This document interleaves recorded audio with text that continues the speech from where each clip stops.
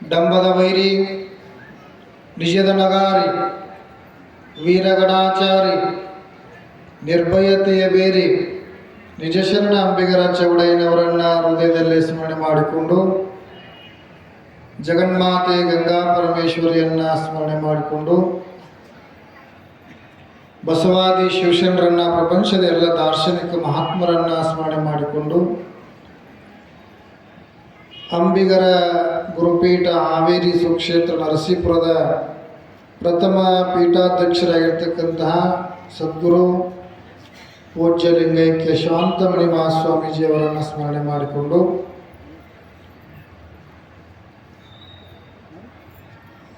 ಮುಧೋಳ ತಾಲೂಕಿನ ನಾಗರಾಳ ಗ್ರಾಮದಲ್ಲಿ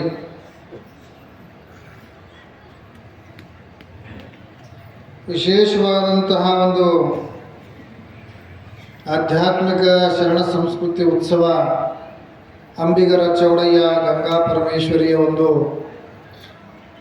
ಆರಾಧನೆ ನಿಮಿತ್ತವಾಗಿ ಹಮ್ಮಿಕೊಂಡಿರ್ತಕ್ಕಂಥ 5 ದಿನಗಳ ಒಂದು ಶರಣ ಸಂಗಮದಲ್ಲಿ ವೇದಿಕೆ ಮೇಲೆ ಪಾವನ ಸಾನ್ನಿಧ್ಯವನ್ನು ಅಲಂಕರಿಸಿರ್ತಕ್ಕಂತಹ ಜ್ಞಾನಗಳು ಅನುಭಾವಿಗಳು ಅಧ್ಯಯನಶೀಲ ಪರಮ ಪೂಜ್ಯರಾಗಿರ್ತಕ್ಕಂಥ ಅಡವಿ ಸಿದ್ದೇಶ್ವರ ಮಠ ಮರೇಗುದ್ದಿಯ ಪೂಜ್ಯ ಡಾಕ್ಟರ್ ನಿರುಪಾದೇಶ್ವರ ಮಹಾಸ್ವಾಮೀಜಿಯವರ ಜಂಗಮ ಪಾದಕ್ಕೆ ಭಕ್ತಿಯಿಂದ ಶಿರವಾಗಿ ಮಾತನಾಡಿ ನಿರ್ಗಮಿಸಿರ್ತಕ್ಕಂತಹ ಜೋಳಕುರುಳಿಯ ಚಿದ್ಗನಾನಂದ ಸ್ವಾಮೀಜಿಯವರಲ್ಲಿ ಇದುವರೆಗೆ ಮಾತನಾಡಿರ್ತಕ್ಕಂತಹ ಪೂಜ್ಯರಾಗಿರ್ತಕ್ಕಂತಹ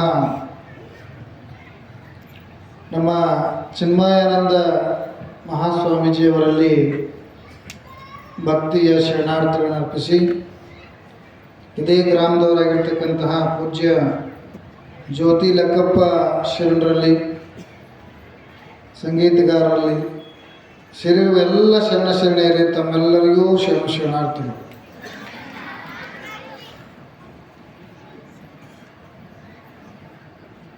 ಕಾಶಿ ಒಳಗೆ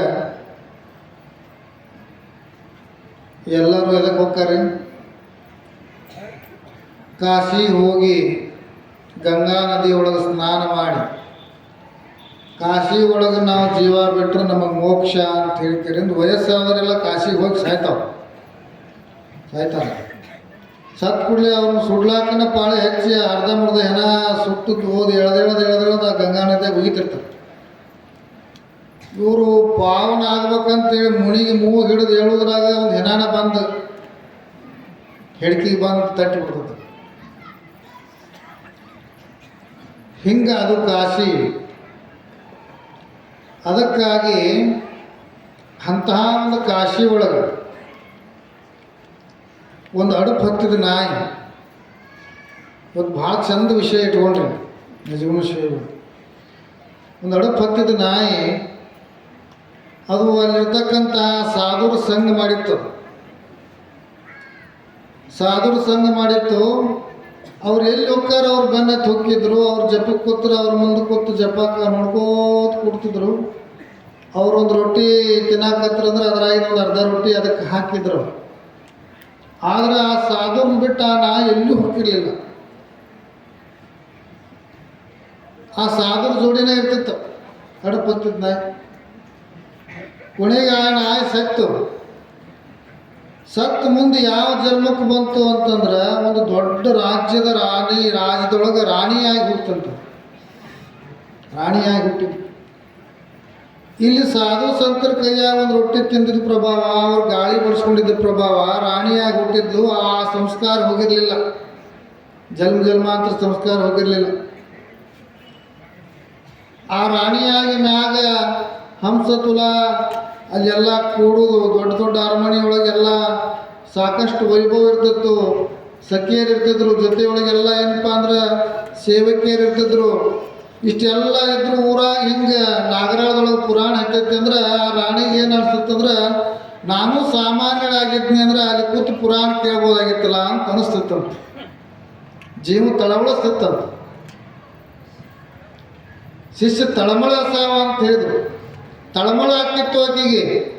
ಅಯ್ಯೋ ಒಂದು ರಾಜ್ಯದ ರಾಣಿಯಾಗಿ ಹುಟ್ಬಿಟ್ನಿಲ್ಲ, ನಾನು ಹೋಗ್ಬೇಕಾತಂದ್ರೆ ಎಲ್ಲರಂಗ ಅಲ್ಲಿ ಸಾಧು ಸಂತರ ಸೇವಾ ಮಾಡೋಕ್ಕಾಗಂಗಿಲ್ಲಲ್ಲ, ಹಿಂಗೆ ಎಲ್ಲರಂಗ ಕೂತು ಪುರಾಣ ಪ್ರವಚನಗಳನ್ನು ಧರ್ಮಸಭೆಯೊಳಗೆ ಕೂತು ಕೇಳ್ಬೇಕಂತ ಭಾಗ್ಯ ಸಿಗಂಗಿಲ್ಲ ಅಂಥೇಳಿ ಅದಕ್ಕೆ ಹೊರಗಿನೊಳಗೆ ಆ ಜೀವನವನ್ನು ಮುಗಿಸಿ ಆಕಿನೂ ಸತ್ತು. ಮುಂದೆ ಏನಾಗಿ ಹುಟ್ಟಿದ್ಲು ಅಂತಂದ್ರೆ ಶಬರರ ಕುಲದೊಳಗೆ ಶಬರಿಯಾಗಿ ಹುಟ್ಟಿದ್ಲು. ಒಂದು ಹೀನ ಕುಲದೊಳಗೆ ಹುಟ್ಟಿದ್ಲು, ಕಮ್ಮಿ ಜಾತಿ ಒಳಗೆ. ಆಗಿನ ಕಾಲ ಜಾತಿ ಇತ್ತು, ಈಗೂ ಅದ. ಆ ಶಬರರ ಕುಲದಾಗ ಹುಟ್ಟಿ ಅವಾಗೂ ಆ ಸಂಸ್ಕಾರದ ಬಲ ಹೋಗಿರಲಿಲ್ಲ. ಅವಾಗ ಏನು ಅನಿಸ್ತಿತ್ತು ಅಂದ್ರೆ ನಾವು ಶಬರರು, ನಾವು ಕಮ್ಮಿ ಜನಾಂಗ, ಮಹಾತ್ಮ ಸೇವಾ ಮಾಡಬೇಕು, ಅವ್ರ ಮಾತುಗಳನ್ನು ಕೇಳಬೇಕು, ಅವರನ್ನು ನೋಡಬೇಕು, ಅವ್ರ ಗಾಡಿ ಬಳಸ್ಕೋಬೇಕು ಅಂತ ಹಪಹಪಿಸ್ತಿದ್ಲಕ್ಕೆ ಶಬರಿ. ಇಲ್ಲ ನಮ್ಮನ್ನ ಯಾರು ಬಿಡ್ಸ್ಕೊಳಂಗಿಲ್ಲ, ಸನಿಯಕ್ಕೆ ಬರ್ಬಿಡಂಗಿಲ್ಲ, ಹೆಂಗೆ ಮಾಡಬೇಕು ಅಂದಾಗ ಮತಂಗ ಋಷಿಗಳ ಆಶ್ರಮ ಇತ್ತಂತ ಕಾಡಿನೊಳಗೆ. ಮತಂಗ ಋಷಿಗಳ ಆಶ್ರಮ ಇತ್ತು. ದಿನ ಬೆಳಗ್ಗೆ ಅವ್ರು 3 ಗಂಟೆಗೆ ನದಿ ಸ್ನಾನಕ್ಕೆ ಶಿಷ್ಯರನ್ನ ಕರ್ಕೊಂಡು ಜಳಕಕ್ಕೆ ಹೋಗ್ತಿದ್ರಂತ. ಇಲ್ಲ ಅವರು ಮಾತುಗಳನ್ನು ಕೇಳೋಕ್ಕಾಗಂಗಿಲ್ಲ, ಅವ್ರ ದರ್ಶನವೂ ಸಿಗಂಗಿಲ್ಲ. ಕೊನೆಗೆ ಅವರು ಹೋಗುವಂಥ ಹಾದಿಯರೇ ಸ್ವಚ್ಛ ಮಾಡಿ ನಮ್ಮ ಜೀವನ ಪಾವನ ಮಾಡ್ಕೋಬೇಕು ಅಂತ ಹೇಳಿಕೆರಿಂದ ಆ ನದಿಗೆ ಹೋಗುವಂಥ ಹಾದಿಗೆ ಶಬರಿ ಹೋಗಿ ನಿತ್ಯದಲ್ಲಿ ಕಸ ಹೊಡಿತಿದ್ಲಂತ. ಕಸ ಹೊಡಿಗಿ ಚಡಿ ಹೊಡೆದು ರಂಗಾವಲಿ ಹೊಯ್ದು ದೀಪಗಳನ್ನು ಹಚ್ಚಿ ಬರ್ತಿದ್ಲಂತ. ದೀಪಗಳನ್ನು ಹಚ್ಚಿ ದೂರಿಂದ ನಿಂದಿರ್ತಿದ್ಲಂತ. ಆ ಮತ್ತಂಗ ಋಷಿಗಳು ದಿನನಿತ್ಯ ಹೊಳಿ ಸ್ನಾನಕ್ಕೆ ಹೋಗ್ತಿದ್ರು. ಇಷ್ಟು ಚಂದ ಎಲ್ಲ ದೀಪ ಹಚ್ಚಿ ರಂಗೋಲಿ ಹಾಕಿ ಎಲ್ಲ ಚಡಿ ಹೊಡೆದಾರೆ, ಯಾರು ಮಾಡ್ತಿರ್ಬೋದು? ಒಂದು ದಿನ ನೋಡಿದರು, 2 ದಿನ ನೋಡಿದ್ರು, ಎಷ್ಟೋ ದಿವಸಗಳನ್ನು ನೋಡಿದರು. ಒಮ್ಮೆ ಆ ಗುರುಗಳು ಕೇಳಿದ್ರಂತ ಶಿಷ್ಯರನ್ನ, ಇಲ್ಲ ದೇವತೆಗಳು ಬಹಳ ದುಷ್ಟರು, ಮತ್ತು ನಮ್ಮ ತಪಸ್ಸಿನ ಫಲ ಕದಿಲಿಕ್ಕೆ ಅವ್ರು ಏನರ ಇಂಥ ಸಂಚು ಮಾಡಿರ್ತಾರ, ಇದಕ್ಕೆ ಇದನ್ನು ಯಾರು ಹಾಕ್ತಾರೆ ನೋಡಿ ಬರ್ರಿ ಅಂತ ಹೇಳ್ಕಿರಿಂದ ಆ ಗುರುಗಳು ಹೇಳಿದ್ರಂತ ಶಿಷ್ಯರಿಗೆ. ಗುರುಗಳು ಹೇಳಿದ್ರು, ಶಿಷ್ಯರು ನೋಡಕ್ಕೆ ಹೋದ್ರು. ಆ ಶಿಷ್ಯರು ಬರೋದ್ರಾಗ ಹಾಕಿ ಹೋಗ್ಬಿಟ್ಟಿದ್ಲೆ. ಇಲ್ರಿ ಹೋಗೋದ್ರಾಗ ಹಾಕಿ ಹೋಗ್ಬಿಟ್ರೆ ಯಾರು ಗೊತ್ತಾಗಲಿಲ್ಲ. ಮತ್ತು ಇನ್ನೂ ಬೆಳಗ್ಗೆ ಹೋಗ್ರು, ಮತ್ತೆ ಬೆಳಗ್ಗೆ ಮತ್ತೆ ಅವರು ಹೋಗಿದ್ದ ಮೊದಲು ಹಾಕಿ ಹೋಗಿದ್ರು. ಇಲ್ಲ ಆಕಿನ ಯಾರು ಹಾಕ್ತಾರೆ ನೋಡ್ಕೊಂಡು ಬರ್ರಿ ಅಂತ ಹೇಳಿಕೆಯಿಂದ ಗುರುಗಳು ಹೇಳಿದರು. ಆವಾಗ ಇವರು ಬೆಳಗ್ಗೆ ಹೋಗಿ ಅದಕ್ಕಿಂತ ಮತ್ತಷ್ಟು ದೌಡು ಹೋಗಿ ಇಲ್ಲಿ ಕುಂತು ನೋಡಿದಾಗ ಬಂತ್ರಿ ಶಬರಿ ಬಂದ್ಲು. ಸ್ವಚ್ಛ ಎಲ್ಲ ಕಸ ಹೊಡಿದ್ಲಂತ. ಕಸ ಹೊಡಿಗೆ ರಂಗೋಲಿ ಹಾಕಿ ಚಡಿ ಹೊಡೆದ್ಲು, ದೀಪ ಹಚ್ಚಿದ್ಲು. ಶಿಷ್ಯರು ನೋಡಿದ್ರು, ಯವ್ವ ಗುರುಗಳು ನಿನಗೆ ಬರಾಕ್ ಹೇಳ್ಯಾರ ಅಂತ. ಇಲ್ಲ ದೊಡ್ಡವ್ರ ಕಡೆ ನಮ್ಮನ್ನ ಕರ್ಕೊಂಡು ಹೋಗ್ಬೇಡ್ರಿಪ್ಪ, ಇದೊಂದು ಜನ್ಮದಾಗ ಇದೊಂದು ಸೇವಾ ಸಿಕ್ಕತಿ. ಮತ್ತು ಗುರುಗಳು ನೋಡಿ, ಮತ್ತಂಗ ಋಷಿಗಳು ನೋಡಿ, ಮತ್ತು ಇದನ್ನು ಬ್ಯಾಡ ಅಂದ್ರೆ ಮತ್ತು ನನ್ನ ಜನ್ಮನ ವ್ಯರ್ಥ ಆಕತಿ, ಬ್ಯಾಡ್ರಪ್ಪ ಅಂದ್ರೆ ಮತ್ತಂಗ ಋಷಿಗಳ ಕಡೆ ನಾನು ಕರ್ಕೊಂಡು ಹೋಗ್ಬೇಡ್ರಿ. ಇಲ್ಲ ಗುರುಗಳು ಬರಾಕ್ ಹೇಳ್ಯಾರ, ನೀವು ಬರಲೇಬೇಕು. ಒತ್ತಾಯಪೂರ್ವಕ ಕರ್ಕೊಂಡು ಹೋದಾಗ ಮತ್ತಂಗ ಋಷಿಗಳು ತಮ್ಮ ಆಶ್ರಮದೊಳಗೆ ಹೊರಗೆ ಕಟ್ಟಿ ಮೇಲೆ ಕೂತಿದ್ರಂತ, ಜಪ ಮಾಡ್ಕೊತ. ದೂರಿಂದ ಆ ಶಬರಿ ಬರೋದನ್ನು ನೋಡಿ ಆ ಗುಡಿಸಲೊಳಗಿರ್ತಕ್ಕಂತಹ ಮತಂಗ ಋಷಿಗಳು ಎದ್ದು ನಿಂತ್ರಂತ. ಎದ್ದು ನಿಂತ ಆ ಒಂದು ಶಬರಿಗೆ ನಮಸ್ಕಾರ ಮಾಡಿದ್ರಂತ. ಯವ್ವ ನೀ ಸಾಮಾನ್ಯನಾದಂಥ ಹೆಣ್ಣಲ್ಲ, ಮೊದಲು ಕಾಶಿ ಒಳಗೆ ಒಂದು ನಾಯಿಯಾಗಿ ಹುಟ್ಟಿದ್ದಿ. ಸಾಧು ಸಂತರ ಗಾಳಿ ಬಳಸ್ಕೊಂಡಿದ್ದ ಪ್ರಭಾವ, ಮಹಾತ್ಮರ ಸಂಘ ಮಾಡಿದ ಪ್ರಭಾವ, ಅವ್ರ ಕೈಯಾಗಂತೂ ರೊಟ್ಟಿ ತಿಂದಿದ್ದ ಪ್ರಭಾವ, ಇನ್ನೊಂದು ದೇಶದ ದೊಡ್ಡ ರಾಜ್ಯದ ರಾಣಿಯಾಗಿ ನೀ ಹುಟ್ಟಿದಿವ. ಅಲ್ಲಿಯೂ ಕೂಡ ಸಾಧು ಸಂತರನ್ನು ನೋಡಬೇಕು, ಕೇಳಬೇಕು, ಅವರ ಮಹಾತ್ಮರ ದರ್ಶನ ಮಾಡಬೇಕು ಅನ್ನುವಂಥ ತವಕ ನಿನ್ನಲ್ಲಿತ್ತು. ಕೊನೆಗೇನಪ್ಪ ಅಂದ್ರೆ ಶಬರ ಕುಲದಲ್ಲಿ ಶಬರಿಯಾಗಿ ಹುಟ್ಟಿ ಬಂದಿವ, ಇನ್ನು ಸಾಮಾನ್ಯ ಆದಂಥ ಹೆಣ್ಣಲ್ಲ ಅಂತ ಹೇಳಿ ನಮಸ್ಕಾರ ಮಾಡಿದಂತ. ಯವ್ವ ನೀನು ಮಾಡಿರ್ತಕ್ಕಂತಹ ಈ ಒಂದು ಸಂಘದ ಫಲದಿಂದ ನಿನಗೆ ತತ್ಕಾಲದಲ್ಲಿ ರಾಮದರ್ಶನ ಆಕತ್ತೆ ಅಂತ ಹೇಳಿಬಿಟ್ರು ಮತ್ತಂಗ ಋಷಿಗಳು. ತತ್ಕಾಲದಲ್ಲಿ ನಿನಗೆ ರಾಮದರ್ಶನ ಆಕತ್ತೆ ಅಂತ ಆಶೀರ್ವಾದ ಮಾಡಿದರು. ಭಾಳ ಖುಷಿಯಾಗಿಬಿಡ್ತೀವಿ, ಜೀವನ ದಂಡೆನಿಸ್ಬಿಡ್ತು. ಇಲ್ಲ ನನಗೆ ರಾಮದರ್ಶನ ಆಕತ್ತೆ ಅಂತ ನೀವು ಹೇಳಿದ್ರಿ ಗುರುಗಳ, ಆದರೆ ರಾಮ ಹೆಂಗಿರ್ತಾನ? ರಾಮ ನೋಡಿ ಇಲ್ಲ, ರಾಮ ಹೆಂಗಿರ್ತಾನ? ಅಂತ ಕೇಳಿದ್ರು. ನೋಡುವ ರಾಮ್ ಹೆಂಗಿರ್ತಾನೆ ಅಂತಂದ್ರೆ ಕಾಡು ಮಾರ್ಗದಿಂದ ಬರ್ತಾನ, ಪಕ್ಕದಲ್ಲಿ ಸೀತಾ ಇರ್ತಾಳ, ಲಕ್ಷ್ಮಣ ಇರ್ತಾನ, ಕೈಯೊಳಗೆ ಧನುಷ್ ಹಿಡಿದಿರ್ತಾನ, ಬಿಲ್ಲು ಬಾಣ ಹಿಡಿದಿರ್ತಾನ, ಅವನೇ ರಾಮ. ಆಗಲಿ ಭಾಳ ಸಂತೋಷ ಅಂದು ಶಬರಿ ಹೋಗಿ ತನ್ನ ಕುಟೀರದೊಳಗೆ ರಾಮ ಬರ್ತಾನ. ಗುರುಗಳು ಹೇಳಿದರು, ರಾಮ ಬಂದಾಗ ನಾನು ಏನಾದರೂ ಕೊಡಬೇಕಲ್ಲ, ರಾಮಗೆ ಏನಾದರೂ ಕೊಡಬೇಕಲ್ಲ. ಏನು ಕೊಡಲಿ, ನಾನು ಬಡವಿ. ಅದಕ್ಕೆ ಅಡವಿ ಒಳಗೆ ಹೋಗಿ ಬೋರೆ ಹಣ್ಣುಗಳನ್ನು ತೊಗೊಂಡು ಬಂದು ಬೋರೆ ಹಣ್ಣುಗಳನ್ನೆಲ್ಲ ಹಾಕ್ಕೊಂಡು ಬಂದು ಆ ಹಣ್ಣನ್ನು ಹಿಡ್ಕೊತಿದ್ಲು, ನೋಡ್ತಿದ್ಲು. ಹಣ್ಣು ನೋಡಿ ರಾಮ ಬರ್ತಾನ. ರಾಮ ಬಂದಾಗ ನಾನು ಈ ಬೋರಿ ಹಣ್ಣು ಕೊಡಬೇಕು. ರಾಮನಿಗೆ ಈ ಬೋರಿ ಹಣ್ಣು ಕೊಟ್ಟಾಗ ಆ ಬೋರಿ ಹಣ್ಣು ಅದು ಕಹಿ ಇತ್ತಂದ್ರೆ, ಅದು ಕಸಕ್ಕಿತ್ತಂದ್ರೆ, ಸರಿ ಇರಲಿಲ್ಲ ಅಂದ್ರೆ ಹೆಂಗೆ, ಅದಕ್ಕೆ ನಾ ತಿಂದ ನೋಡ್ಬೇಕಂತೇಳಿ ಕಿರಿಂದ ಭಾರಿ ಹಣ್ಣುಗಳನ್ನೆಲ್ಲ ತಿಂದು ನೋಡಿ ಸಿಹಿ ಇದ್ದಿದ್ದನ್ನು ಒಂದು ಕಡೆ ಇಟ್ಟು ಇನ್ನೂ ಸಿಹಿ ಇರಲಾರ್ದು ಕಗ್ಗಿದ್ರದ್ದೆಲ್ಲ ಒಂದು ಕಡೆ ಒಗಿತಿದ್ಲು. ಬೆಳಗ್ಗೆ ಬಂದು ತಂದು ಹಿಡ್ತಿದ್ಲು, ಬುಟ್ಟಿ ಒಳಗೆಲ್ಲ ಭಾರಿ ಹಣ್ಣು ತಂದಿಡ್ತಿದ್ಲು. ರಾಮ ಬೆಳಗ್ಗೆ ಬರಲಿಲ್ಲ, ಮಧ್ಯಾಹ್ನ ಬರ್ಬೋದು. ಮಧ್ಯಾಹ್ನ ಮತ್ತು ಭಾರಿ ಹಣ್ಣು ತೊಗೊಂಡು ಕಾಯ್ತಿದ್ಲು. ಮಧ್ಯಾಹ್ನ ಬರಲಿಲ್ಲ, ಸಾಯಂಕಾಲ ಬರ್ಬೋದು. ಸಾಯಂಕಾಲ ಕೂಡ್ತಿದ್ಲು, ಸಾಯಂಕಾಲ ಬರಲಿಲ್ಲ, ನಾಳೆ ಬೆಳಗ್ಗೆ ಬರ್ಬೋದು. ನಾಳೆ ಬೆಳಗ್ಗೆ ಕೂಡ್ತಿದ್ಲು, ನಾಳೆ ಬೆಳಗ್ಗೆ ಬರಲಿಲ್ಲ, ಮತ್ತು ಮಧ್ಯಾಹ್ನ ಬರ್ಬೋದು. ಮಧ್ಯಾಹ್ನ ಕೂಡ್ತಿದ್ಲು, ಮತ್ತು ಸಾಯಂಕಾಲ ಬರ್ಬೋದು. ಹಿಂಗೆ ಪ್ರತಿ ಕ್ಷಣಕ್ಕೂ ರಾಮನ ಬರುವಿಕೆಗಾಗಿ ಶಬರಿ ಕಾದ್ಲು.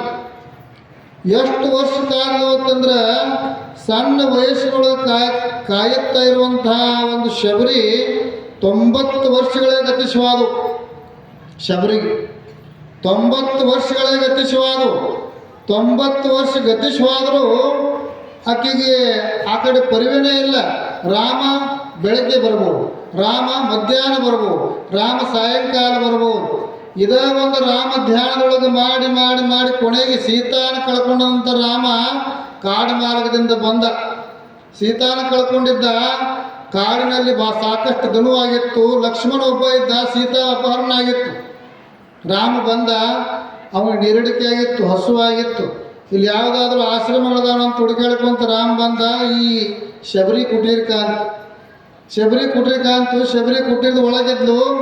ಇವು ರಾಮ ಬಂದ, ಲಕ್ಷ್ಮಣ ಬಂದ, ಕುಟೀರದ ಕಟ್ಟಿ ಮೇಲೆ, ಹೊರಗೆ ಜಗಲಿ ಕಟ್ಟಿ ಮೇಲೆ ಬಂದ ಕುಂತರು.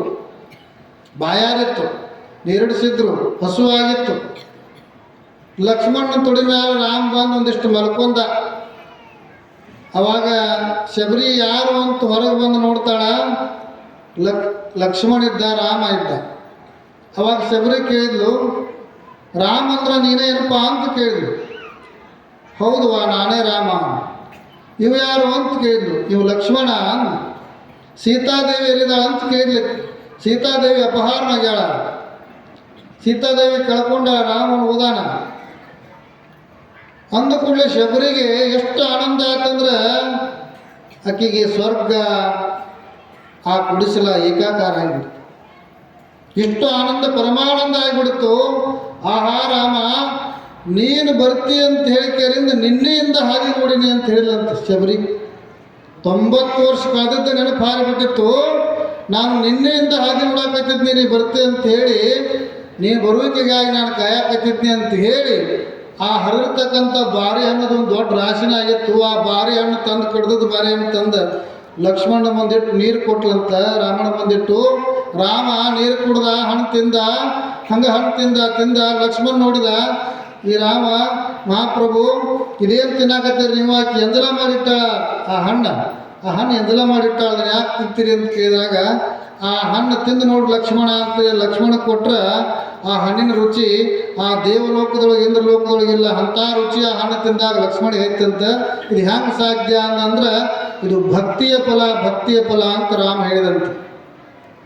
ಅದಕ್ಕಾಗಿ ಈ ರಾಮ ಆ ಹೆಂಜಿಲ್ ಹಣ್ಣನ್ನು ತಿಂದ ಅಂತ ಹೇಳಿದ್ದರಿಂದ ರಾಮಾಯಣದಲ್ಲಿ ಒಂದು ಪ್ರಸಂಗ ಭಾಳ ಅದ್ಭುತವಾಗಿದೆ.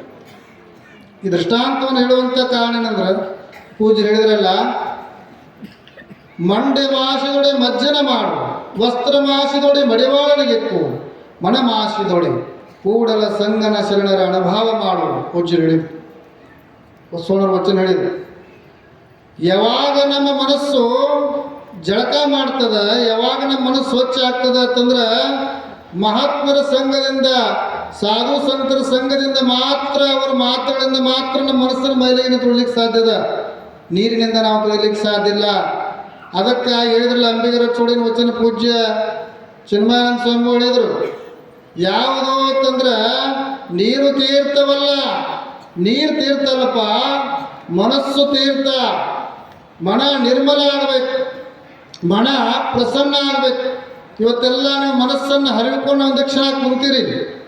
ಮನಸ್ಸನ್ನು ಪ್ರಸನ್ನವಾಗಿ ಇವತ್ತು ನೀವು ಕೇಳಬೇಕಂತೇಳಿ ಹೃದಯವನ್ನು ಬಾಗಿಲು ತಗೊಂಡು ಮನಸ್ಸನ್ನು ಹರಿದು ಕುಂತೀರಲ್ಲ, ಇದು ಮನವನ್ನು ತೊಳೆಯುವಂತಹ ಇದು ನಿಜವಾದ ತೀರ್ಥ. ಯಾವುದು ತೀರ್ಥ ಅಂದ್ರೆ ಇವತ್ತು ನಾಗರಾಳದಲ್ಲಿ ನೀವೆಲ್ಲರೂ ಕೂತು ಕೇಳಾಕತ್ತಿರಲ್ಲ, ಇದೇ ನುಡಿ ತೀರ್ಥ, ಶ್ರವಣ ತೀರ್ಥ, ಮನನ ತೀರ್ಥ, ನಿಧಿಧ್ಯಾಸನ, ಇವೇ ತೀರ್ಥಗಳು ಅಂತೇಳಿ ಇದು ಇರಬೇಕು ಅಂತೇಳಿ.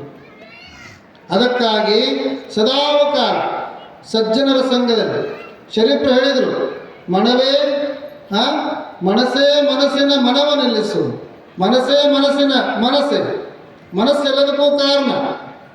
ಮನಸ್ಸು ಹೇಳಿದ್ರು ಪೂಜ್ಯರು, ಬಂಧನಕ್ಕೂ ಕಾರಣ, ಮುಕ್ತಿಯೂ ಕಾರಣ.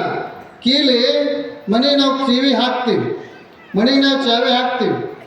ಚಾವಿ ಹಾಕ್ಬೇಕಂತಂದ್ರೆ ಒಂದೇ ಚಾವಿ ಇರ್ತೈತಲ್ಲ, ಅದು ಕಪ್ಪಿ ಒಂದೇ ಇರ್ತೈತಿ, ಅದಕ್ಕೆ ಚಾವಿ ಒಂದೇ ಇರ್ತೈತಿ. ಹಿಂಗೆ ತಿರುವ್ರೆ ಏನಾಕತಿ, ಕೀಲಿ ಬೀಳ್ತೈತಿ. ಹಿಂಗೆ ತಿರುವ್ರೆ ಕೀಲಿರ್ದು ಏನಾಕತ್ರಿವ, ಕೀಲಿ ಕುಲ್ಲಾಕ. ಹಿಂಗಿದ್ರೆ ಲಾಕ್ ಆಕತ್ತೆ, ಹಿಂಗಿದ್ರೆ ಅನ್ಲಾಕ್ ಆಕತ್ತೆ. ಹಿಂಗಿದ್ರೆ ಏನಪ್ಪ ಅಂದ್ರೆ ಬಂಧನ ಆಕತ್ತೆ, ಹಿಂಗಿದ್ರೆ ಮುಕ್ತ ಆಕತ್ತೆ. ಅದಕ್ಕಾಗಿ ಮನಸ್ಸು ಬಹಳ ಮುಖ್ಯ.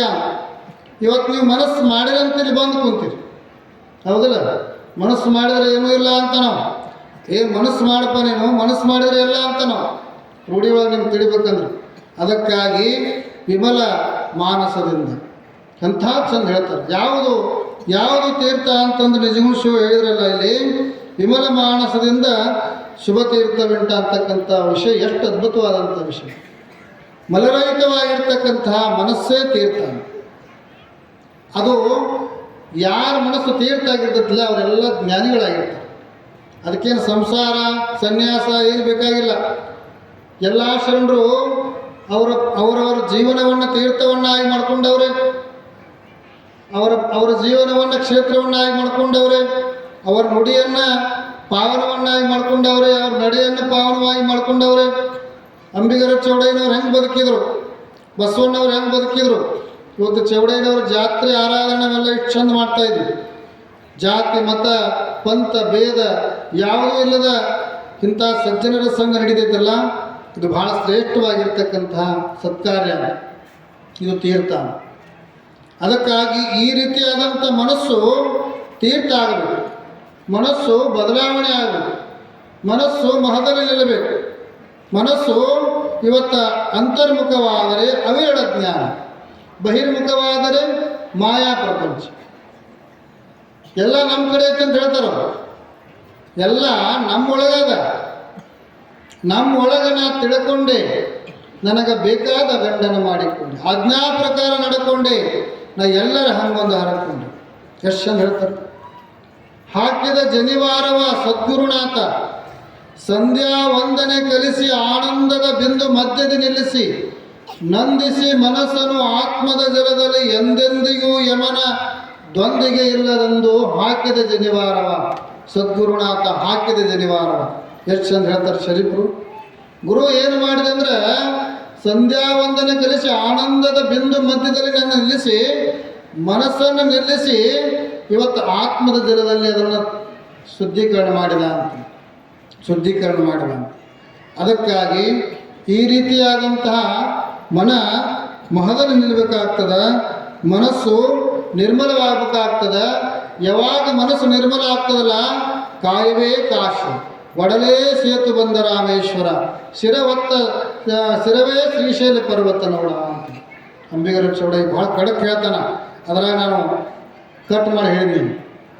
ಯಾವುದು ಕಾಶಿ ಅಂತಂದ್ರೆ ಒಡಲೇ ಕಾಶಿ. ನಮ್ಮ ತಾಯಂದ್ರೆ ಹೇಳ್ತಾರಲ್ಲ, ಕಾಶಿಗೆ ಹೋಗಾಕ ಎಷ್ಟೊಂದು ದಿನ ಬೇಕು, ಕಾಸೊತ್ತಿನ ಹಾದಿ ಇತ್ತು ಅವರೂರ ಮನೆಯೊಳಗೆ ಕಾಶಿ ಕುಂತಾಳ ಹಡ್ದವ. ಯಾವುದು ತಂದೆ ತಾಯಿಗಳನ್ನು, ಗುರು ಹಿರಿಯರನ್ನು ಸಕಲ ಜೀವಾವಳಿಗಳಿಗೆ ಲೇಸನ್ನು ಬಯಸುವಂಥ ಹದುಳ ಭಾವ, ನಿರ್ಮಲವಾದಂತಹ ಭಾವ ಮನಸ್ಸು ಅದೇನಾಗ್ತದೆ, ಅದೇ ಕ್ಷೇತ್ರವಾಗ್ತದೆ, ಅದೇ ಕಾಯವೇ ಕೈಲಾಸ ಆಗ್ತದೆ, ತನು ಮನ ಲಿಂಗವಾಗಬೇಕಾಗ್ತದೆ. ಇದನ್ನು ಶರಣರು ಹೇಳಿದರು. ಅದಕ್ಕಾಗಿ ಯಾವ ಶರಣರು ದೇವರನ್ನು ಹುಡುಕಾಡ್ಕೊಂತ ಹೋಗಲಿಲ್ಲ. ಯಾವ ಶರಣರು ಹೋಗ್ಯಾರ, ಯಾವ ಸಂತರು ಹೋಗ್ಯಾರ? ಭಕ್ತನಿದ್ದಲ್ಲೇ ಭಗವಂತ ಬಂದಾನ. ಭಕ್ತ ಕುಂಬಾರ, ನೀವು ಯಾರಾದ್ರೂ ಕೇಳಾರ್ದಾರೆ? ಯಾರು ಕುಂಬಾರನ ಕಥೆ ಕೇಳಿದವ್ರು ಯಾರಾದ್ರೆ? ಕುಂಬಾರ ಅನನ್ಯವಾದಂಥ ಪಾಂಡುರಂಗನ ಭಕ್ತಿ ಮಾಡಿ ಸದಾವಕಾಲ ವಿಠಲ ವಿಠಲ ವಿಠಲ ವಿಠಲ ಅಂತ ಕಾಯಕ ಮಾಡಿದ, ಗಡಿಗೆ ಮಾಡಿದ. ಪಂಡ್ರಾಪುರದಾಗ ಕೂಡಲಿಲ್ಲ ಪಾಂಡುರಂಗ. ಎಲ್ಲಿ ಬಂದ? ಕುಂಬಾರ ಮನೆಗೆ ಬಂದ. ಕುಂಬಾರ ಮನೆಯೊಳಗೆ ಗಡಿಗೆ ಮಾಡಿದ. ಕುಂಬಾರ ಮನೆಯೊಳಗೆ ಗಡಿಗೆ ಮಾರ್ಕೊಂಡು ಬಂದ. ಕುಂಬಾರ ಮನೆಯೊಳಗೆ ಮಣ್ಣು ತುಳಿದ. ಕುಂಬಾರ ಅಡಿಗೆ ಮಾಡಿ ಉಳಿಸಿದ. ಕುಂಬಾರನ ಬಟ್ಟೆ ಒಗೆದ. ಯಾರೇ? ಭಗವಂತ. ಯಾವುದಕ್ಕಾಗಿ? ಕುಂಬಾರ ಏನು ಭಾಳ ಬಂಗಾರ ಕೊಟ್ಟದೇನು? ಭಾಳ ಬಂಗಾರ ಮಾಡಿ ಸಾಕಿದ್ರೆ ನಮಗೆ ದೇವರು ಒಲಿತಾನೆ? ಭಾಳ ಏನಪ್ಪ ಅಂದ್ರೆ ಶರೀರ ದಂಡನೆ ಮಾಡಿದರೆ ದೇವರು ಒಲಿತಾನೆ? ಭಾಳ ಪಾದಯಾತ್ರೆ ಮಾಡಿದರೆ, ಪಾದಯಾತ್ರೆ ಮಾಡಿಬಿಟ್ರಿ ಅಂತೆಲ್ಲ ಮಾಡಲೇಬೇಕು, ಮಾಡ್ರಿ. ಮನಸ್ಸು ನಿರ್ಮಲವಾಗಿ ನಮ್ಮಲ್ಲಿರ್ತಕ್ಕಂಥ ಹೇಸಿ ಗುಣಗಳನ್ನು, ಕೆಟ್ಟ ಗುಣಗಳನ್ನು ಇವತ್ತು ದೇವಿ ಪುರಾಣ ಅಂತ ಹಚ್ತಾರೆ. 9 ದಿನ ದೇವಿ ಪುರಾಣ ಹಚ್ತಿರಲಿಲ್ಲ. ಎಲ್ಲ ನೀವು ಕೇಳಿದ ಕಡೆ ಭಾಗದ ಭಾಳ ಹಚ್ತಾರೆ.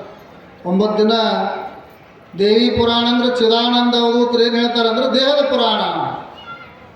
ದೇಹದ ಪುರಾಣವೇ ದೇವಿ ಪುರಾಣ. ಅಸುರರು ಯಾರಪ್ಪ ಅಂದರೆ ರಾಕ್ಷಸರು ಯಾರ್ಯಾರು? ಶುಂಭ, ನಿಶುಂಭ, ಮಹಿಷಾಸುರ, ಕೈಟಭ, ಮಧು ಕೈಟಭ, ಇವರೆಲ್ಲ ಯಾರು ಅಂತಂದ್ರೆ ನಮ್ಮಲ್ಲಿರ್ತಕ್ಕಂಥ ಅವಗುಣಗಳು, ದುರ್ಗುಣಗಳು, ಕೆಟ್ಟ ಗುಣಗಳು. ಇವ ಏನಪ್ಪ ಅಂದರೆ ಹೊಲಸು. ಈ ಹೊಲಸನ್ನು ತೊಳಿಬೇಕು. ಅದಕ್ಕೆ ಹೇಳಿದ ನವರಿಗೊಂದು ನಾಗಲಿಂಗಪ್ಪ ಹೇಳಿದ, ನಿರ್ಮಲವಾದ ಮನಸ್ಸೇ ಮಡಿ, ಉಳಿದದ್ದೆಲ್ಲ ಕಾಲು ಮಡಿ ಅಂತ ಹೇಳ್ಬಿಟ್ಟು ಅವನದಿದು. ಯಾರ್ದು? ನವರಿಗೊಂದು ನಾಗಲಿಂಗಪ್ಪನದು ವಾಣಿ. ಯಾವುದು ಮಡಿ, ಯಾವುದು ನಿರ್ಮಲ ಅಂದ್ರೆ ಯಾವುದು ನಿರ್ಮಲವಾದ ಮನಸ್ಸೇ ಮಡಿ, ಉಳಿದದ್ದೆಲ್ಲ ಕಾಲು ಮಡಿ ಅಂತ ಹೇಳಿದ್ರು. ನಾವೆಲ್ಲ ಹೊಳೆಯಾಗ ನೀರು ತುಂಬ್ಕೊಂಡ್ಬರ್ತೀವಿ. ಹೊಳೆಯಾಗೆಲ್ಲ ಭಾಳ ಪವಿತ್ರ ಅಂತ ನಾವು ತಿಳ್ಕೊತೀವಿ. ಅಲ್ಲಿ ಮೀನ, ಮಸೂಳಿ, ಎಷ್ಟು ಪ್ರಾಣಿಗಳು ಏನೆಲ್ಲ ಮಾಡಿರ್ತಾವೆ. ಎಷ್ಟು ಮಂದಿ ಅದರೊಳಗೆ ಏನು ಬಾಯಿ ತೊಳ್ಕೊಂಡಿರ್ತಾರೆ, ಜಳಕ ಮಾಡಿರ್ತಾರೆ, ಹೌದಿಲ್ಲ? ಅದಕ್ಕಾಗಿ ಯಾವುದು ಮಡಿ ಅಂತಂದ್ರೆ, ಹಂಗಂದ್ರೆ ನೀರು ನಮಗೆ, ನೀರಂದ್ರೆ ಪವಿತ್ರ ಅಂತ. ಗಂಗೆ ಅಂದರೆ ಪವಿತ್ರ, ಗಂಗೆ ಅಂದರೆ ಶುದ್ಧಿ ಅಂತ ಹೇಳ್ಬೋದು. ಯಾರ ಜೀವನ ಶುದ್ಧವಾಗಿರ್ತೈತಲ್ಲ, ಯಾರು ಶುದ್ಧವಾದಂಥ ಅಂತಃಕರಣ ಹೊಂದಿರ್ತಾರಲ್ಲ ಅವರೆಲ್ಲ ಗಂಗಾ ಸ್ವರೂಪರೇ. ಅವರೆಲ್ಲ ಗಂಗಾ ಸ್ವರೂಪರೇ. ಅವರಿರುವಂಥ ಟಾವೇ ಕೈಲಾಸ, ಅವರಿರುವಂಥ ಟಾವೇ ಕಾಶಿ, ಅದೇ ರಾಮೇಶ್ವರ, ಅದೇ ಶ್ರೀಶೈಲ, ಹೌದಲ್ಲ? ಇವತ್ತು ಎಂಥ ಭಕ್ತಿಯನ್ನು ಮಾಡಿದರು ಜನಾಬಾಯಿ ಅಂತ ಕಡೆ ಮಹಾರಾಷ್ಟ್ರದಲ್ಲಿ. ಜನಾಬಾಯಿ ಏನು ಮಾಡಿದರು? ಸದಾಕಾಲ ಭಗವಂತನ ಸ್ಮರಣೆ ಮಾಡ್ತಿದ್ರು. ಮನಸ್ಸು ಪಕ್ವವಾಗಿತ್ತು, ಮನಸ್ಸು ಭಕ್ತಿಯೊಳಗೆ ಲೀನಾಗಿತ್ತು. ಜನಾಬಾಯಿ ಕೂಳು ಬಿಡ್ತಿದ್ರು, ರೊಟ್ಟಿ ಮಾಡ್ತಿದ್ರು, ನಾಮಸ್ಮರಣೆ ಮಾಡ್ಕೊಂತ ರೊಟ್ಟಿ ಮಾಡ್ತಿದ್ರು, ನಾಮಸ್ಮರಣೆ ಮಾಡ್ಕೊಂತ ಬೆರಣಿ ಬಿಡ್ತಿದ್ರು. ಕೂಳು ಅಂದ್ರೆ ಗೊತ್ತಾಗತ್ತೆ ನಿಮಗೆಲ್ಲ, ಸಗಣಿಯಿಂದ ಮಾಡ್ತಾರೆ. ಕೂಳು ಬಿಡ್ತಿದ್ಲು, ಬೆರಣಿ ಮಾಡ್ತಿದ್ಲು. ವಿಠ್ಠಲ ವಿಠ್ಠಲ ವಿಠ್ಠಲ ಅನ್ಕೊಂತ ಜನಾಬಾಯಿ ಕೂಳು ಬಡಿತಿದ್ಲು, ಒಣಗಿಸ್ತಿದ್ಲು. ಒಣಗಿಸಿ ಕೂಳೆಲ್ಲ ಅವನ್ನೆಲ್ಲ ಕುಳುಬಾಣ ಅಂತ ಮಾಡಿ ಕೊಡ್ತಾರೆ. ಏನು ಕುಳುಬಾಣ ಇಲ್ಲ, ಏನು ಕುಟ್ಟಂಗಿಲ್ಲ, ಬೀಸಂಗಿಲ್ಲ, ಏನೂ ಇಲ್ಲ. ಈಗೆಲ್ಲ ಎಲ್ಲ ಮಿಷನ್ ಬಂದ್ಬಿಟ್ಟಾವ, ಹೌದಿಲ್ವಾ? ಎಲ್ಲ ಗ್ಯಾಸ್ ಬಂದ್ಬಿಟ್ಟಾವ. ಈ ಒಲೆ ಇಲ್ಲ ಇಲ್ಲಿ. ಈಗ ಒಂದು ಸ್ವಲ್ಪ ಅದಾವ. ಎಲ್ಲ ಸ್ವಲ್ಪ ಹಳ್ಳಿ ಒಳಗೆ ಬಂದ್ಬಿಟ್ಟು ಎಲ್ಲೆಲ್ಲಿ ಒಲೆ ನೋಡಬಹುದು. ಒಲಿನ ಇಲ್ಲಿ ಕೂಳು ಹಚ್ಚೋದಿಲ್ಲ, ಏನೇ ಇಲ್ಲ. ಜನಾಬಾಯಿ ಕೂಳು ಹಚ್ತಿದ್ಲು. ಕೂಳೆಲ್ಲ ಕುಳುಬಾನ್ ಮಾಡಿ ಹೊಡ್ತಿದ್ಲು, ಮ್ಯಾಗೆಲ್ಲ ಸಾರಿಸ್ತಿದ್ರು. ರೈತರಿಗೆಲ್ಲ ನಿಮ್ಗೆ ಗೊತ್ತಿರ್ತೈತಿ. ಆ ಕುಳುಬಾನ್ ಹೊಡ್ತಿದ್ಲು. ಬಾಜುಕಿನ ಮುದುಕಿ ಆಕಿನೂ ಕೂಳು ಹಚ್ಚಿ ಆಕಿನೂ ಕುಳುಬಾನ್ ಹೊಟ್ಟಿದ್ಲು. ಆಕಿನೂ ತನ್ನ ಅಂಗಳದಾಗ, ತನ್ನ ಹಿತ್ತಲ ಮನ್ಯಾಗ. ಈಗ ಜನಾಬಾಯಿ ಇದ್ದಾಗ ಆ ಜನಾಬಾಯಿ ಕುಳುಬಾಣದಾಗಿನ ಕೂಳುಗಳನ್ನೆಲ್ಲ ತುಡು ಮಾಡಿ ತನ್ನ ಕುಳುಬಾಣದಾಗ ಒಟ್ಟು ಮ್ಯಾಗ ಸಾರಿಸ್ಬಿಡ್ತಿದ್ಲ ಮುದುಕಿ. ಹಿಂಗೆ ಎಷ್ಟು ದಿನ ಮಾಡ್ತಾ ಇದ್ರೆ ಈಗ ಎಷ್ಟು ಬಡಿಬೇಕು, ತಂದಿಡಬೇಕು, ಮತ್ತು ತಂದಕ್ಕಿ ತನ್ನ ಕೂಳ್ದಾಗ ಹೊಡ್ಕೊಂಡ್ಬಿಡ್ತದೆ. ಇದನ್ನು ನೋಡಿ ಹಿರಿಯಾರಿಗೆ ಹೇಳಿದ್ಲಕ್ಕಿ ಜನಾಬಾಯಿ, ಇಲ್ರಿ ನನ್ನ ಕೂಳು ತುಡುಗಾರಾಗತ್ತಲ್ಲ, ನನ್ನ ಕೂಳೆಲ್ಲ ಧರಣಿಗಳೆಲ್ಲ ತುಡುಗಾರಾಕತ್ಯಾವ ಅಂತೇಳಿ ಹಿರಿಯರು ಹೇಳಿದ್ದು, ಪಂಚಾಯತ್ ಕೂಡಿಸಿದ್ರು. ಮತ್ತು ಎಲ್ಲರೂ ಕೂಡ ಒಂದೇ ಇರ್ತಾವೆ, ಕಲರ್ ಬೇರೆ ಇರ್ತಾವೆ. ನಾವು ಬಾಜು ಮದಕಿನೂ ಬೇರೆ ಇರೋಂಗಿಲ್ಲ, ಇವು ಬೇರೆ ಇರಂಗಿಲ್ಲ, ಕಲರ್ ಒಂದೇ ಇರ್ತಾವೆ.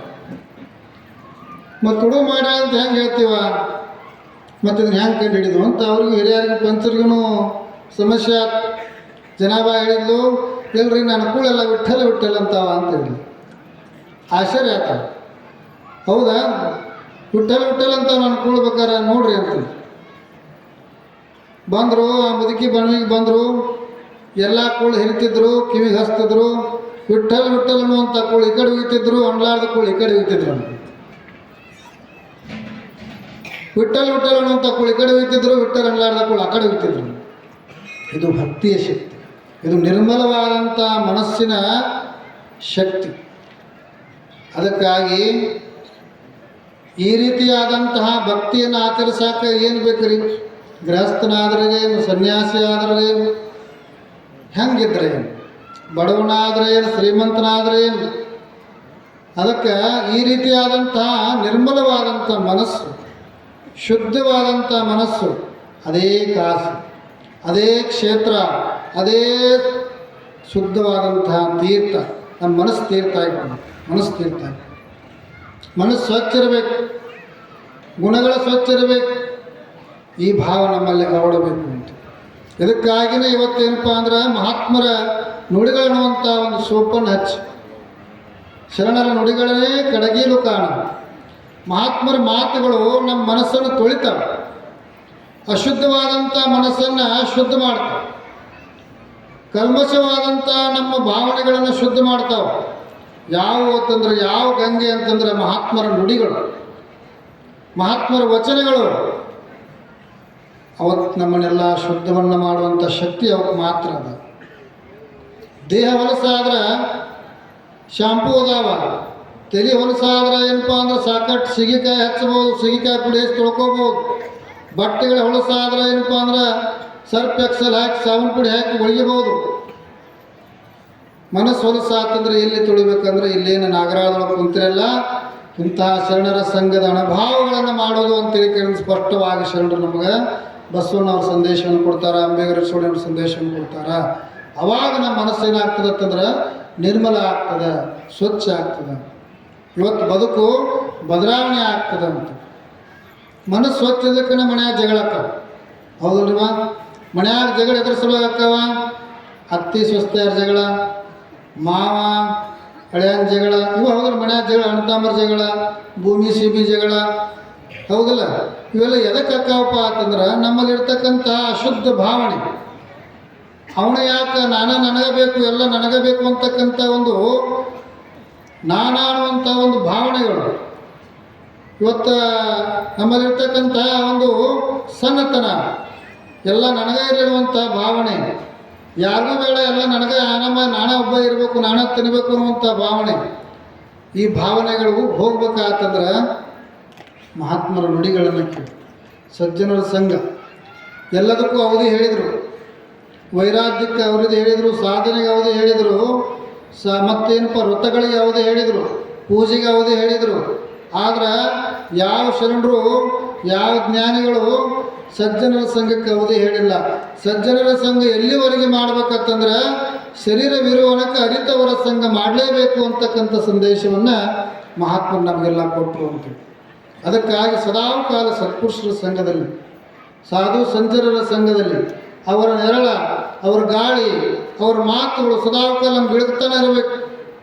ಕಸ ಕಣ್ಣಿನಿಂದ ಬೀಳ್ತದೆ, ಕಿವಿಯಿಂದ ಬೀಳ್ತದೆ, ನಮ್ಮ ಕೈಯಿಂದ ಆಗ್ತದೆ, ಕಾಲಿನಿಂದ ತಪ್ಪಾಗ್ತವ, ನಡೆಯುವಾಗ ಸಾಕಷ್ಟು ಎಡವುತ್ತೀವಿ. ಇವೆಲ್ಲವನ್ನು ನಾವು ಶುದ್ಧ ಮಾಡ್ಕೋಬೇಕಾಗಿತ್ತಂದ್ರೆ ಸದ್ಗುರುನ ಸಂಘ ಬೇಕಾಗ್ತದೆ. ಎಷ್ಟು ಪವಿತ್ರ ಇರ್ತದೆ ಅಂದರೆ ಮಹಾತ್ಮರದು ತೀರ್ಥ ಅಲ್ಲ. ಫಿಲ್ಟರ್ ನೀರು ನಾವು ಶುದ್ಧ ಅಂತೀವಿ, ಡಬಲ್ ಫಿಲ್ಟರ್ ನೀರು ಅಂತೀವಿ. ಡಬಲ್ ಫಿಲ್ಟರ್ ನೀರು ಶುದ್ಧ ಅಲ್ಲ. ಯಾವುದು ಶುದ್ಧ ಒಂದು ಉದಾಹರಣೆ ಹೇಳಿ ಮುಗಿಸ್ಬಿಡ್ತೀನಿ ನಾನು. 12ನೇ ಶತಮಾನದಾಗ ಅವ ಬ್ರಾಹ್ಮಣ ಇದ್ದಂತೆ. ಅವನ ಆಕಳು ಕಳೆದಿತ್ತು. ರಾತ್ರಿ ಹುಡುಕಾಡ್ಕೊಂತ ಬಂದವ.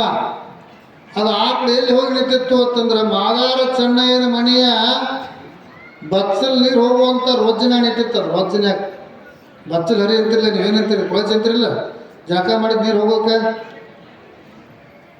ಆ ಬಚ್ಚಲ್ ಹರಿ ಬಚ್ಚದಾಗ ಆಕಳು ಹೋಗಿ ನಿಂತಿತ್ತು. ರಾತ್ರಿ ಆಗಿತ್ತು, ಯಾರೂ ಇರಲಿಲ್ಲ. ಈ ಶೂದ್ರ ಮಣಿ ಮುಂದೆ ಏನಪ್ಪ ಅಂತೇಳಿ ಕೇಳಿದ ನಾವು, ಯಾರು ನೋಡಿಲ್ಲ ಬಾ ಅಂತೇಳಿ. ಆ ಬ್ರಾಹ್ಮಣಿಗೆ ಏನಾಗಿತ್ತಂದ್ರೆ ಅವ ಮೈಯೆಲ್ಲ ಕುಷ್ಠರೋಗಿತ್ತು. ಆ ಬ್ರಾಹ್ಮಣನಿಗೆ ಮೈಯೆಲ್ಲ ಕುಷ್ಠರೋಗಿತ್ತು. ಏನು ಮಾಡಿ ಎಂಥ ವೈದ್ಯರಿಗೆ ಹೋಗಿ ತೋರಿಸಿದ್ರು ಅದು ಕಡಿಮೆ ಆಗಿರಲಿಲ್ಲ. ಅವ ಆಕಳ ತೊಗೊಂಡು ಹೋಗ್ಬೇಕಂತೇಳಿ ಕೇಳಿದ. ಆ ರೊಜ್ಜಿನಾಗ ಕಾಲು ಮೊಳಕಾಲು ಮುಟ್ಟ ರೊಜ್ಜು ಮಣಿಗೆ ತದ್ರಾಗ ಬಂದು ಆಕಳ ಜಕ್ಕೊಂಡು ಮಣಿಗೆ ಹೋದ.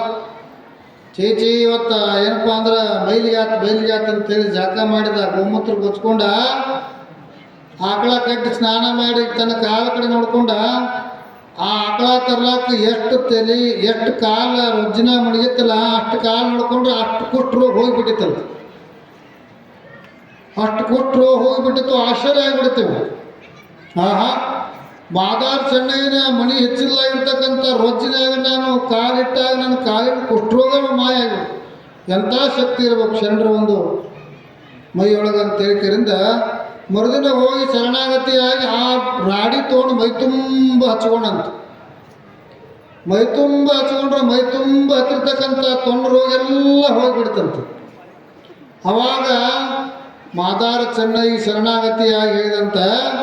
ಅದಕ್ಕೆ ಬಸವಣ್ಣವ್ರು ಇದನ್ನು ನೋಡಿರ್ತಕ್ಕಂಥ ಬಸವಣ್ಣವ್ರು ಹೇಳಿದ್ರಂತ, ಶಿವಶರಣರ ನಡಿ ಅಂತಿಂತನ ಬೇಡ ಶರಣ ಮಾದಾರ ಚೆನ್ನಯ್ಯನ ನಡಿ, ಶರಣ ಡೋಹಾರ ಕಕ್ಕಯ್ಯನ ನಡಿ. ಯಾವ ಆಗಮದಲ್ಲಿ ಹೇಳಿತ್ತು, ಯಾವ ವೇದದಲ್ಲಿ ಹೇಳಿತ್ತು? ಶರಣರ ನುಡಿಯೇ ಸತ್ಶೀಲ, ಶರಣರ ನಡೆಯೇ ತೀರ್ಥ ಪ್ರದಾಯಕ, ಕಪಿಲ ಸಿದ್ಧ ಮಲ್ಲಿಕಾರ್ಜುನ ಅಂತ ಶಿವಯೋಗಿ ಸಿದ್ದರಾಮೇಶ್ವರ ಉದ್ಘಾಟಕರು ಹೇಳಿದ್ರಂತ. ಅವಾಗ ಶರಣರ ಮಹತ್ವವನ್ನು ಎಲ್ಲರೂ ಅನುಭವ ಮಟ್ಟದಲ್ಲಿ ಚರ್ಚೆ ಮಾಡಿದ್ರಂತ ಒಂದು ದೃಷ್ಟಾಂತ ಬರ್ತೈತಿ. ಯಾವುದು ತೀರ್ಥ ಅಂದ್ರೆ ಮಹಾತ್ಮರ ತನು ಮನವೆಲ್ಲ ತೀರ್ಥ ಆಗಿಬಿಡ್ತೈತಿ. ಮನಸ್ಸು ತಿಳಿಯಾದರೆ ಎಲ್ಲವೂ ತಿಳಿಯಾಗಿಬಿಡ್ತೈತಿ. ಅದಕ್ಕಾಗಿ ಇಂತಹ ಒಂದು ತೀರ್ಥ ನಮ್ಮ ಮನಸ್ಸಾಗಬೇಕು ಅಂತಕ್ಕಂಥ ವಿಷಯವನ್ನು ಬಹಳ ಅದ್ಭುತವಾಗಿ ನಮ್ಮ ನಾಗರಾಳ ಗ್ರಾಮದಲ್ಲಿ ಅನೇಕ ವಿಷಯಗಳನ್ನು ಒಂದು 3 ದಿನಗಳಿಂದ ಅವ್ಯಾಹತವಾಗಿ ಈ ಕಾರ್ಯಕ್ರಮ ಯಶಸ್ವಿಯಾಗಿ ನಡೆದದ. ನಾಳೆ ಕೊನೆ ದಿನ ಹೌದಲ್ಲ, ನಾಳೆ ಒಂದು ಕೊನೆ ದಿನ. ಈ ಅವಕಾಶ ಮತ್ತು ಯಾವಾಗ ಸಿಗ್ತದೆ ಮುಂದಿನ ವರ್ಷನ. ಅದಕ್ಕೆ ನಮ್ಮ ಸಮಾಜದ ಎಲ್ಲ ನಮ್ಮ ಧರ್ಮನ ಹಿಡ್ಕೊಂಡು ಎಲ್ಲ ಹಿರಿಯರು ಮತ್ತು ಎಲ್ಲ ಅನೇಕ ಸಮಾವೇಶಗಳಿಗೆ ಕಾರ್ಯಗಳಿಗೆ ಹೋಗ್ತಿರ್ತೀವಿ ನಾವು. ಆದರೆ ಈ ರೀತಿಯಾದಂಥ ಒಂದು ತಂಪಾದ ತಂಗಾಳಿಯುವಂಥ ಸತ್ಸಂಗವನ್ನು ಇವತ್ತು ನಿಜವಾಗಿ ಅಂಬಿಗರ ಚೌಡಯ್ಯನ ಜಾತ್ರೆ, ಅಂಬಿಗರ ಚೌಡಯ್ಯನ ಒಂದು ಗಂಗಾಮಾತೆ ಜಾತ್ರೆಯನ್ನು ಎಲ್ಲಿ ಮಾಡ್ಯಾರ ಅಂತಂದ್ರೆ ಅದನ್ನು ನಾಗರಾಳ ಗ್ರಾಮದಲ್ಲಿ ಮಾಡ್ಯಾರ ಅಂತ ನಾವು ಭಾಳ ಖುಷಿಯಿಂದ ಹೇಳ್ತೀವಿ. ಎಷ್ಟು ಇದು ಮಹತ್ವದ ಕಾರ್ಯ ಇವತ್ತು ಇವರು ಹಿರಿಯರು ಹಾಕ್ಕೊಂಡ್ರಂತಂದ್ರೆ ಬಹಳ ಇದು ಇವತ್ತು ಎಲ್ಲರನ್ನ ನಿರ್ಮಲ ಮಾಡುವಂತಹ ಕಾರ್ಯ, ಎಲ್ಲರನ್ನ ಪವಿತ್ರಗೊಳಿಸುವಂತಹ ಕಾರ್ಯ. ಅದಕ್ಕಾಗಿ ಇಂಥ ಕಾರ್ಯ ಸದಾ ನಡೀತಾನೆ ಇರಬೇಕು. ಗಂಗೆ ಅಂದರೆ ಜಗತ್ತಿನ ತಾಪವನ್ನು ಕೊಳೆಯುವಂಥ ಮಹಾಶಕ್ತಿ. ಇವತ್ತು ಎಂಥವ್ರು ಅದಾರತ್ತಂದ್ರೂ ನೆರಡಿಕೆ ಆದ್ರೆ, ತಾಪ ಆದ್ರೆ ಒಂದು ಚರಿ ತುಪ್ಪ ಕುಡಿದ್ರೆ ಸಮಾಧಾನ ಆಕತ್ತೇನ್ರಪ್ಪ? ನೆರಡಿಕೆ ಆದಾಗ ಯಾವುದು ಕುಡಿದ್ರೆ ಸಮಾಧಾನ ಆಗ್ತದೆ? ನೀರನ್ನೇ ಕುಡಿಬೇಕಾಗ್ತದೆ. ನೀರು ಕುಡಿದಾಗ ಅವು 1 ಲಕ್ಷ ರೂಪಾಯಿ ಕೊಡ್ತೀನಿ ನೀರು ಕುಡಿಬೇಡ ಅಂದ್ರೆ ನಾವು ಇಲ್ಲ ಮಾರಾಯ 1 ಲಕ್ಷ ರೂಪಾಯಿ ದಂಡಿ ಸರಿಸು, ಮೊದಲು ಒಂದು ಚರಿ ನೀರು ಕೊಡುವಂತ. ಅದಕ್ಕೆ ಎಲ್ಲರಿಗೂ ತಾಪ ಆದಾಗ ಶಾಂತ ಮಾಡುವಂಥದ್ದು, ನಿರ್ಮಲ ಮಾಡುವಂಥದ್ದು ಗಂಗೆ.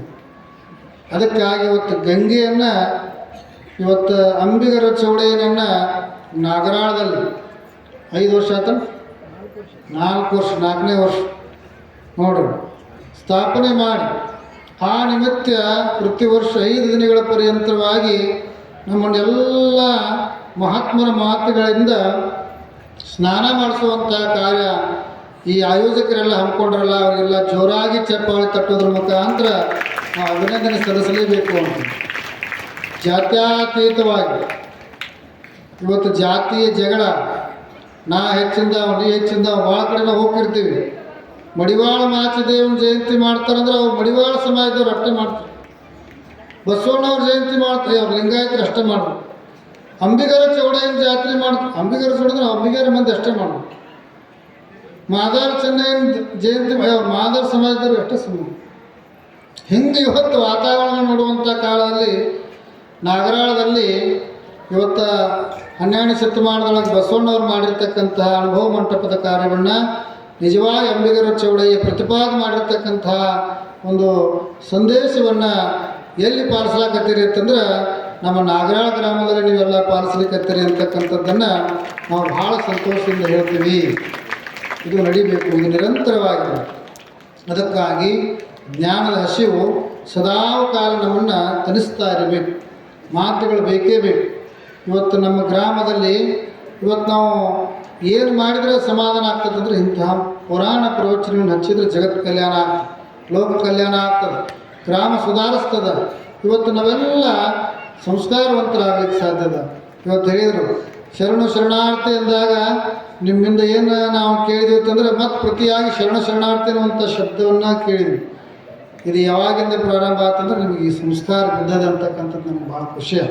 ಅದಕ್ಕೆ ಈ ಒಂದು ಪ್ರಕ್ರಿಯೆ, ಈ ಒಂದು ಸದಾವಕಾಲ ನಡೆಯುವಂತಹ ಒಂದು ಶರಣರ ಮಾತುಗಳು ನಮಗೆಲ್ಲ ಜೀವನದಲ್ಲಿ ಹಾಸುಹೊಕ್ಕಾಗಬೇಕು. ಆ ನಿಟ್ಟಿನಲ್ಲಿ ಪೂಜ್ಯರೆಲ್ಲರೂ ಭಾಳ ಚೆನ್ನಾಗಿ ಮಾತನಾಡ್ಯಾರ. ಒಬ್ಬೊಬ್ಬರು ಒಂದೊಂದು ರೀತಿಯಾಗಿ ಅಂದರೆ ಇಲ್ಲಿ ಜಿಜ್ಞಾಸು ಆಗ್ತದೆ. ಒಂದೇ ವಿಷಯವನ್ನು ಇಟ್ಟುಕೊಂಡು ಹಲವಾರು ಮಹಾತ್ಮರು ಹಲವಾರು ಆಯಾಮಗಳಲ್ಲಿ ಆ ವಿಷಯವನ್ನು ಮಂಡಿಸ್ತಾರೆ. ಇದು ದೊಡ್ಡ ಇದೊಂದು ಏನಪ್ಪ ಅಂತಂದ್ರೆ ಇದನ್ನು ನಾವು ಬನಹಟ್ಟಿಯಲ್ಲಿ ನೋಡ್ತಿದ್ವಿ. ನಮ್ಮ ಬನಹಟ್ಟಿಯಲ್ಲಿ ವಚನ ಪರಿಷತ್ ಅಂತ ಆಗ್ತಿತ್ತು. ನಮ್ಮ ಹುಟ್ಟೂರು ಬನಹಟ್ಟಿ ಇಲ್ಲಿ, ನಾನು ಇದು ಪಿಟ್ಟಕ್ಕೆ ಹಾವೇರಿಗಾರ. ಅಲ್ಲಿ ಒಂದೇ ವಿಷಯವನ್ನು ಇಟ್ಕೊಂಡು ಅದರ ಮೇಲೆ ಹಲವಾರು ಜಿಜ್ಞಾಸೆಗಳನ್ನು ಚಿಂತಕರನ್ನು ಕರೆಸಿ ಚರ್ಚೆ ಮಾಡಿಸ್ತೀನಿ. ಅದರ ತರುವಾಯಿ ಕಾರ್ಯಕ್ರಮವನ್ನು ನಾನು ಎಲ್ಲಿಯೂ ನೋಡಿರಲಿಲ್ಲ, ಅದನ್ನು ನಾಗರಾಳದಲ್ಲಿ ಮಾತ್ರ ನೋಡಿದೆ ಅಂತಕ್ಕಂಥದ್ದು ಖುಷಿ ನಮಗಾಗ್ಯದ. ಇವ್ರು ಏನು ತಿಳಿದೋ ಏನು ಬಿಟ್ಟದೋ ಗೊತ್ತಿಲ್ಲ, ಇಂಥ ಕಾರ್ಯಕ್ರಮ ಇಷ್ಟು ಚೆನ್ನಾಗಿ ಹಾಕ್ಕೊಂಡ್ರು ಅಂತ. ಅದಕ್ಕಾಗಿ ಇದು ಭಾಳ ಮಹತ್ವದ್ದು ಅಂತ ಹೇಳ್ತೀರಿ. ಅದಕ್ಕೆ ಎಷ್ಟು ಇದನ್ನು ನಾವು ವರ್ಣನೆ ಮಾಡಿದ್ರು ಕಮ್ಮಿನೇ. ಅದಕ್ಕೆ ಇವತ್ತು ಅನೇಕ ಪೂಜ್ಯರು ನಾವು ಎಲ್ಲ ಒಳಗೂಡಿ ಈ ಒಂದು ಅಂಬಿಗರ ಚೌಡಯ್ಯನ ಅನುಭವ ಮಂಟಪ ಗಂಗಾಮಾತೆಯ ಒಂದು ದೇವಸ್ಥಾನಕ್ಕೆ ಕಳಸವನ್ನು ಗೋಪುರವನ್ನು ನಿರ್ಮಾಣ ಮಾಡಬೇಕಂತ ಅದರದ್ದು ಕಳಸಾರೋಹಣದ ಪೂಜೆಯನ್ನು ಮಾಡಿ ಇವತ್ತು ಈ ಕಡೆ ಎಲ್ಲ ಪೂಜ್ಯರು ನಾವು ಕೂಡಿ ವೇದಿಕೆ ಮೇಲೆ ಹಚ್ಚಿದ್ದೀವಿ. ಅದಕ್ಕಾಗಿ ಆ ಗೋಪುರ ಮುಂದಿನ ವರ್ಷದೊಳಗೆ ನಿರ್ಮಾಣ ಆಗಿ ಕಳಸಾರೋಹಣವೂ ಕೂಡ ಬರುವ ಜಾತ್ರೆ ಒಳಗೆ ಆಗಲಿ ಅಂತಕ್ಕಂಥ ಒಂದು ಹಾರೈಕೆಯನ್ನು ಈ ವೇದಿಕೆ ಮುಖಾಂತರ ನಾವು ಹರಿಸ್ತಾ, ಈ ರೀತಿಯಾಗಿ ಇವತ್ತು ಗುಡಿ ಗೋಪುರಗಳು, ಮಸೀದಿ ಮಂದಿರಗಳು, ಇವತ್ತು ಎಲ್ಲ ಕೆಲಸ ಏನು ಮಾಡ್ಬೇಕಂದ್ರೆ ಇವತ್ತು ಜನರನ್ನು ಸುಧಾರಿಸುವಂಥ ಕೆಲಸ, ಜನರ ಪರಿವರ್ತನೆ ಮಾಡುವಂಥ ಕೆಲಸ, ಇವತ್ತು ಸಾಮ್ಯತೆಯನ್ನು ಬೆಳೆಸುವಂಥ ಕೆಲಸವನ್ನು ಇವತ್ತು ಮಠಾಧೀಶರು, ಗುಡಿ ಗೋಪುರಗಳು, ಮಂದಿರಗಳು ಮಾಡುವಂಥ ಕಾರ್ಯ ಆಗಬೇಕು. ಆವಾಗ ಏನಪ್ಪ ಅಂತಂದ್ರೆ ಇವತ್ತು ಭಾವೈಕ್ಯತೆ ಅಂತಕ್ಕಂಥ ನಿರ್ಮಾಣ ಆಗ್ತದೆ. ಇವತ್ತು ಎಲ್ಲರೂ ಸಮಾನರು, ಜಾತಿ ಭೇದವನ್ನು ಕಿತ್ತೊಗೆದವರೇ ಶರಣರು. ಹಲವು ಜಾತಿಗಳನ್ನು ನಾವು ಮಾಡ್ಕೊಂಡಿವಿ, ಆದರೆ ಎಲ್ಲರೂ ಒಂದೇ ಅಂತಕ್ಕಂಥ ಸಿದ್ಧಾಂತವನ್ನು ಗಟ್ಟಿಯಾಗಿ ಹೇಳಿದಂತಹ ವಿಶ್ವ ವಿಚಾರವಾದಿನೂ ಅನುಭವ ಮಂಟಪದಲ್ಲಿ ಅಂಬಿಗರ ಚೌಡಯ್ಯ ಅಗ್ರಗಣ್ಯನಾಗಿದ್ದ. ಅದಕ್ಕೆ ಅಂಬಿಗರ ಚೌಡಯ್ಯನವರಿಗೆ ಅನುಭವ ಮಂಟಪದಲ್ಲಿ ಭಾಳ ದೊಡ್ಡ ಸ್ಥಾನವನ್ನು ಕೊಟ್ಟರು. ಎಲ್ಲ ಶರಣರ ಸಭೆಯೊಳಗೆ, ಪ್ರಭುದೇವರ ಸಭೆಯೊಳಗೆ, ಪ್ರಭುದೇವರ ಅಧ್ಯಕ್ಷತೆಯೊಳಗೆ ಅಲ್ಲಮ ಪ್ರಭುದೇವರು ಶೂನ್ಯಪೀಠದ ಅಧ್ಯಕ್ಷರಾಗಿದ್ದರು. ಬಸವಣ್ಣವರು, ಚನ್ನಬಸವಣ್ಣವರು, ಇವತ್ತು ವಚನ ಭಂಡಾರ, ಶಾಂತರಸ, ಮುಕ್ತಾಯಕ್ಕ, ಸತ್ಯಕ್ಕ, ಲಿಂಗಮ್ಮ, ಇವತ್ತು ಅನೇಕ ಮಹಾತ್ಮರು ನೋಡ್ತೀವಿ ನಾವು. ಅವರೆಲ್ಲ ಶರಣರು ಲಕ್ಷದ ಮೇಲೆ 96,000 ಪ್ರಮಥಗಣಗಳು ದಿನನಿತ್ಯ ಕೂಡ್ತಿದ್ರು. ಹಿಂಗೇನು ನೀವು ಕೂಡ್ತಿದ್ರು, ದಿನ ಕೂಡ್ತಿದ್ರು. ಕಾಯಕ ಮಾಡಬೇಕು, ಅನುಭವ ಮಾಡಬೇಕು, ದಾಸೋಹ ಮಾಡಬೇಕು. ಕಾಯಕ, ಶಿವಯೋಗ, ದಾಸೋಹ, ಅನುಭವ, ಈ ಒಂದು ತತ್ವದಲ್ಲಿ ಕಲ್ಯಾಣ ಅದ್ಭುತವಾಗಿ ನಿರ್ಮಾಣ ಆಗಿತ್ತು.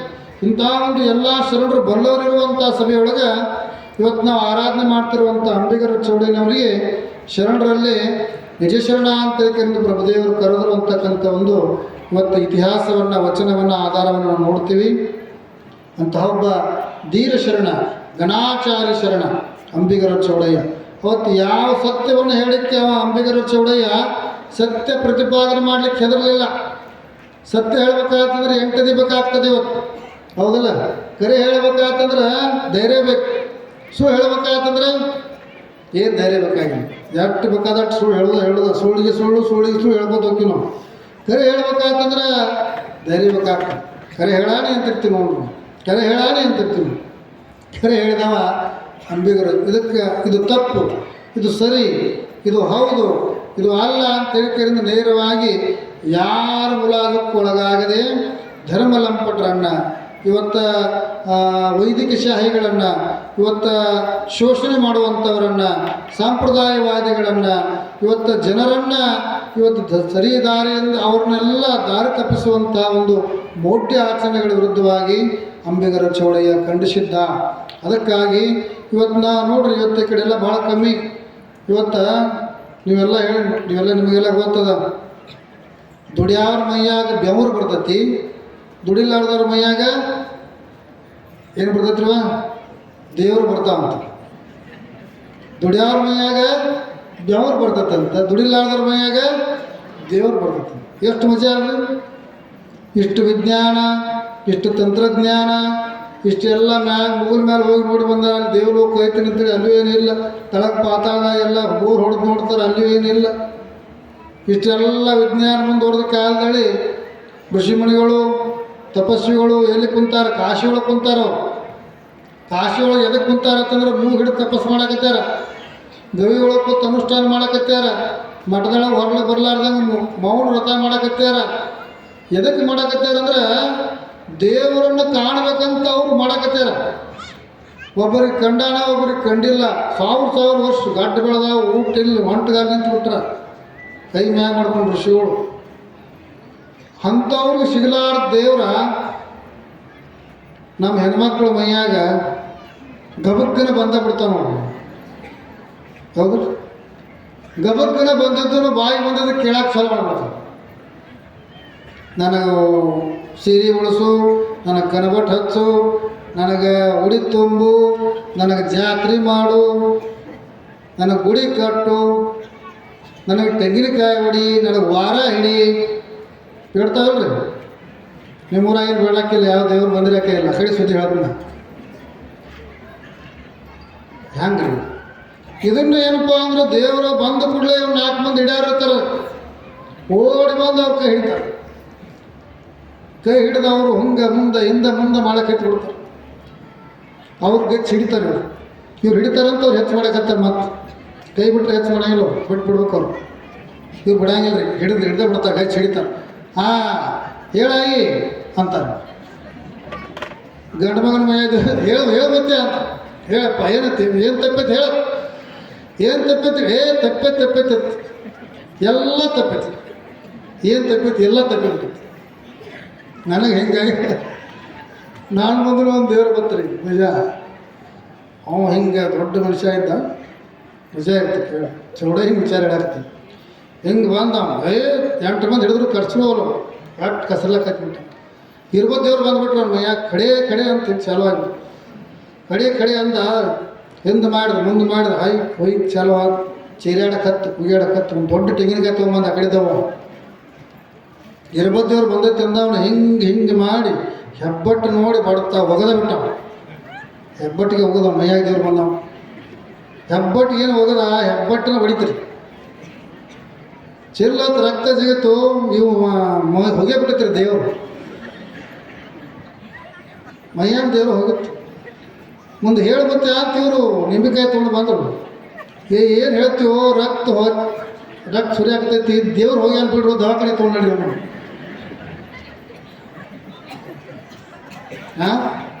ಇವು ನಮ್ಮ ದೇವ್ರು. ಇವು ಕರೋಣದಾಗ ಎಲ್ಲಿ ಹೋಗಿರೋದ್ರೆ ಪತ್ತೆನೇ ಆಗಿಬಿಟ್ಟಿದ್ವಿ. ಯಾವ ದೇವ್ರ ಆಗಿಲ್ಲ, ಕರೋಣ ಬಂದಾಗ ಎಲ್ಲ ಹೋಗಿಬಿಟ್ಟಿದ್ವಿ. ಅದಕ್ಕೆ ಹಿಂಗೆ ದೇವರನ್ನು ನಾವು ಆರಾಧನೆ ಹೆಂಗೆ ಮಾಡ್ಕೊತ ಕುಂತೀವಿ, ಮನಸ್ಸವಾಗಿ ಮೇಲೆ ವಿಮಲ ಆಗಬೇಕು, ಮನಸ್ಸವಾಗಿ ಮಡಿ ಆಗಬೇಕು. ಅದಕ್ಕಾಗಿ ಸಕಲ ಜೀವಾತ್ಮರಿಗೆ ಎಲ್ಲ ಜೀವಗಳಲ್ಲಿ ದೇವರನ್ನು ಕಾಣಬೇಕು. ಒಂದು ಪ್ರಾಣಿ, ಒಂದು ಪಕ್ಷಿ, ಏನೋ ಒಂದು ಮನೆ ಮುಂದೆ ಬಂದ್ರೆ, ಒಂದಿಷ್ಟು ಯಾರು ಹೆಸರು ಬಂದ್ರೆ, ಒಂದು ರೊಟ್ಟಿ ಕೊಟ್ಟರೆ ಅಂದ್ರೆ ನಿಜವಾಗಿ ಅದೇ ಪುಣ್ಯವೇ ತೀರ್ಥ. ಅದಕ್ಕೆ ಆ ಭಾವನೆ ನಮ್ಮಲ್ಲಿ ನಿರ್ಮಾಣ ಆಗಬೇಕು. ದೇವರ ಬಗ್ಗೆ ಸರಿಯಾದ ಪರಿಕಲ್ಪನೆ ಇರಬೇಕು. ಯಾವುದು ದೇವರು ಅಂದರೆ ತಂದೆ ದೇವರು, ತಾಯಿ ದೇವರು, ಗುರು ಹಿರಿಯರು ದೇವರು. ಹೌದಲ್ಲ? ದೇವರಂತೆ ದೇವರು ಶಾಲೆಯೊಳಗೆ ಹಾಡ್ತಿರಲಿಲ್ಲ, ದೇವರಂತೆ ದೇವರು. ಯಾರು ನಮ್ಮ ದೇವರು?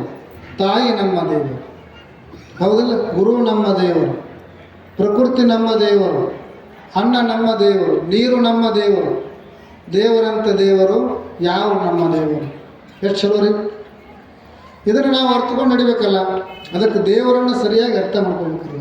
ಅದಕ್ಕಾಗಿ ಭಾಳ ಚಂದ ಒಂದು ಹೇಳ್ತಾರೆ, ಪಂಚ ಪರಾಳಿಟ್ಟು ಪಂಚಾಂಗ ಕೇಳಿದ್ರೆ ಪಂಚ ಕ್ಲೇಶ ಹೋಗುವುದೇನವ್ವ.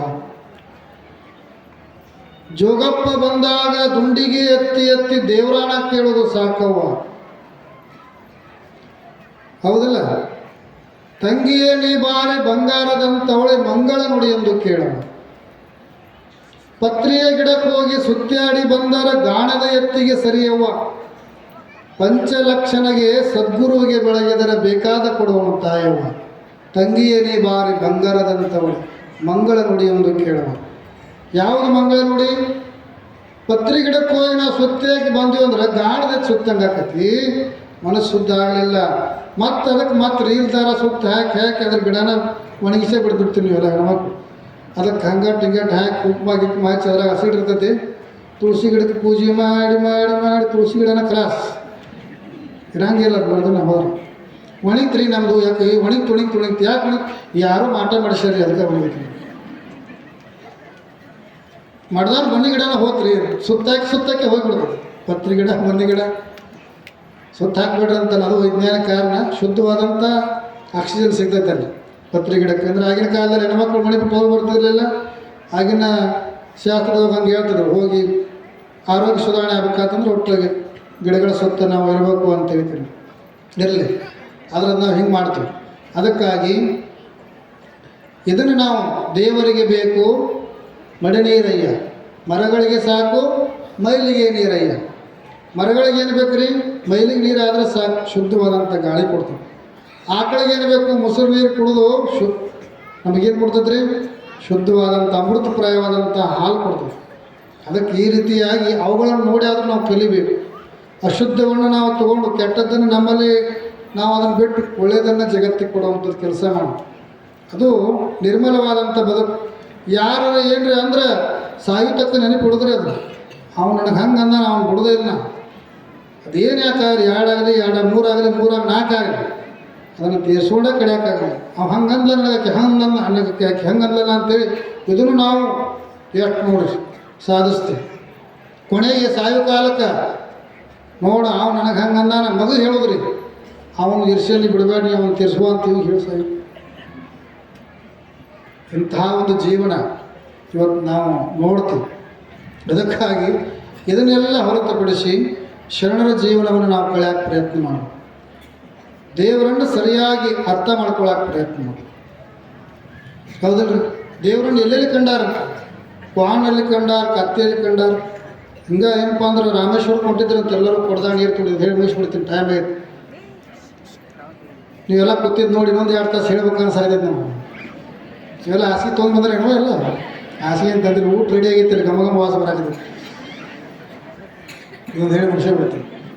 ಹಾಸಿಗೆ ಅಲ್ಲಿ ಇದಕ್ಕೆ ರಾಮೇಶ್ವರಕ್ಕೆ ತಮ್ಮೂರು ಹೊಳೆಯಿಂದ ನೀರು ತೊಗೊಂಡು ಆ ಲಿಂಗದ ಮೇಲೆ ಹಾಕೋದ್ರಿ. ಅವ್ರು ವ್ರತ ಹಿಡ್ಕೊಂಡಿದ್ರು. ಒಂದು 10 ಮಂದಿ ಕೂಡಿ ಆ ನೀರು ತೊಗೊಂಡು ಹಾಕ್ಬೇಕಂತ ಹೇಳ್ಕರಿಂದ ಎಲ್ಲ ಅವಾಗೆಲ್ಲ ಕಾಲ್ನಡಿಗೆಯಿಂದ ಹೋಗ್ಬೇಕು.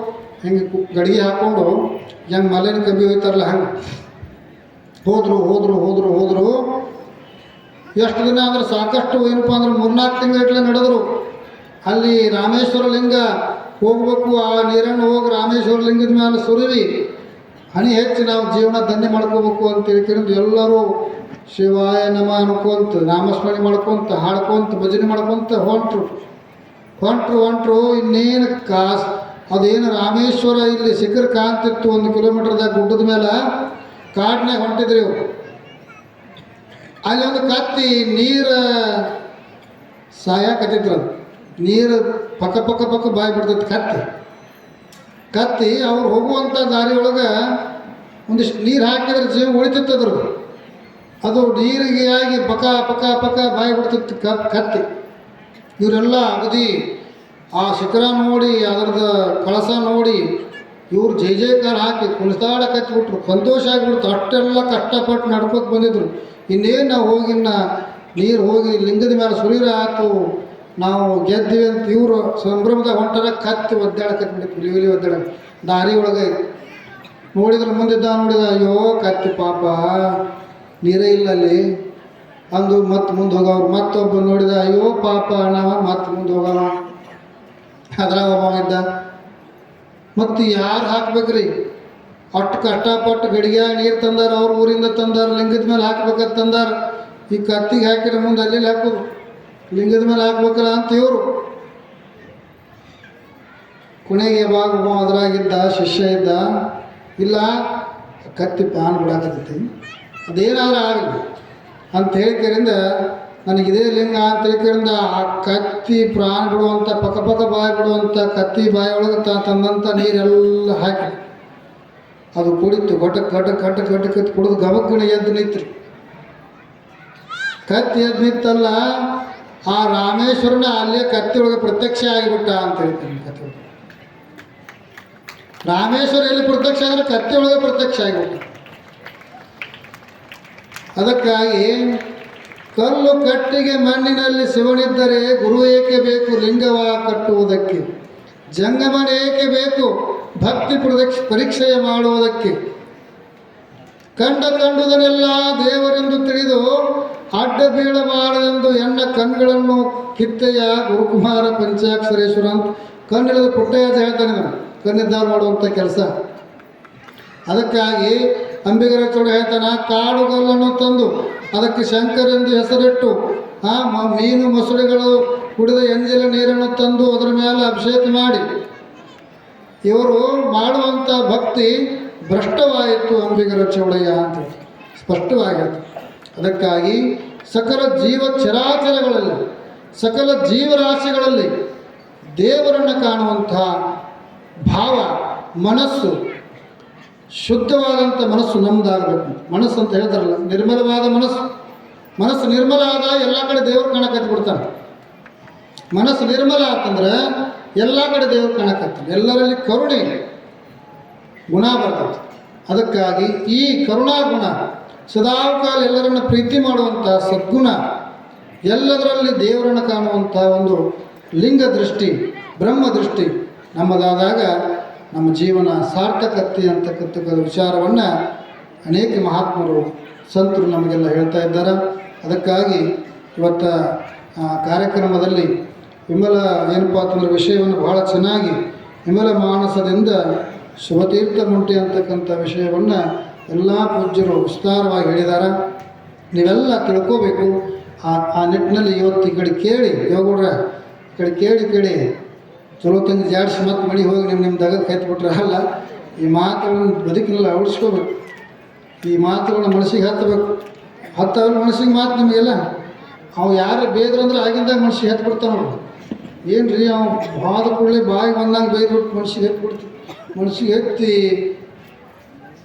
ಹೆಂಗಂದ್ರೆ ಮನಸ್ಸಿಗೆ ಹತ್ತದ ಅಷ್ಟೇ ಅಲ್ರಿ, ಜೀವಕ್ಕೆ ಹತ್ತಿ ಬಿಡ್ತೈತೆ ರೀ. ಜೀವಕ್ಕೆ ಹತ್ತಿ ಸತ್ತ ಬಿಡ್ತಾವೆ. ಹಿಂಗಂದ ನನಗೆ ಮತ್ತೆ ಇಂಥವು ಕೆಟ್ಟ ಬೇಗಳು ಮನಸ್ಸಿಗೆ ಹತ್ತಾವ. ಇಷ್ಟು ನಾವು ತಾಸು ಗಂಟೆ ಹೇಳ್ತೀವಿ, ಯಾವ ಹತ್ತವಿಲ್ಲ ಗೊತ್ತಿಲ್ಲ.